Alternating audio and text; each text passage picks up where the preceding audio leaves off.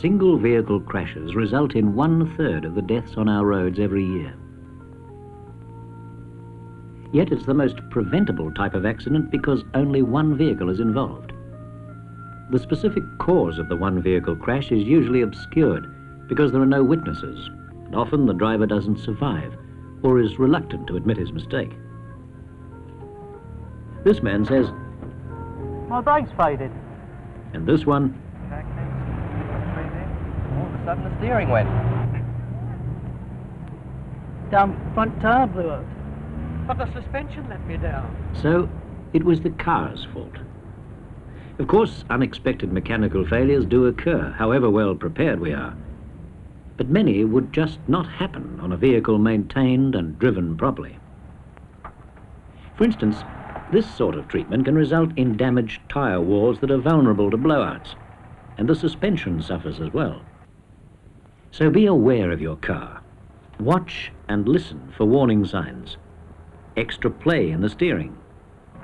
A clunk in the suspension. A mysterious rattle. Mechanical checks, especially before long trips, could save you expensive repair bills and could even save your life. And remember, many crashes involve roadside hazards. They're stationary objects, so you can't blame them. They make no move to cause or to prevent an accident happening. They're just there. Another factor often blamed for the single car crash is the weather. When roads are wet and slippery and visibility is restricted, slow down. The killer is not so much speed itself, but rather speed too fast for the conditions.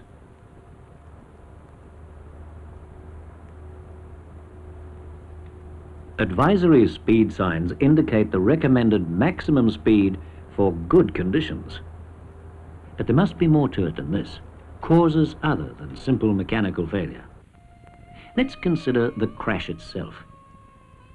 In this crash, deceleration was immediate. The human body is fragile and vulnerable, and deceleration of this order is like a blow from a steam hammer. Seat belts will help you, but getting out without a scratch calls for nothing less than a miracle.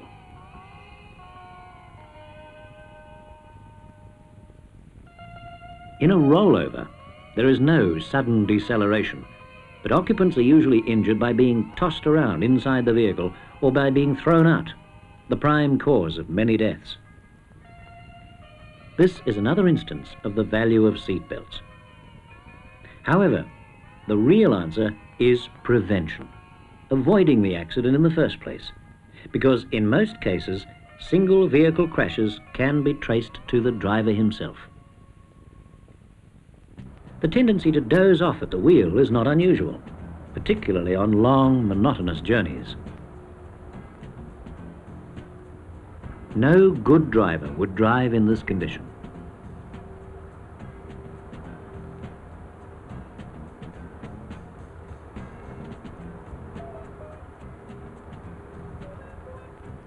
Not to heed the danger signals is suicide, especially when other factors may be working against you. We must consider the hypnotic effects of drugs and of the monotonous drone of the motor when driving long distances. Drowsiness produced by glare, the flick, flick, flick of white lines and signposts.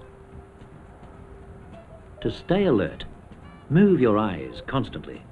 Scan the road ahead, to the sides and behind. If drowsiness really catches up with you, don't fight it. Get off the road. Not like this, but under control.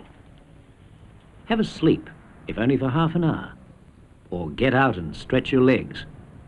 And don't drive until you feel alert and refreshed enough to do so. The drinking driver has notched up a high score in single car crashes, and it's easy to see why. Impaired judgment, slower reaction, and induced overconfidence.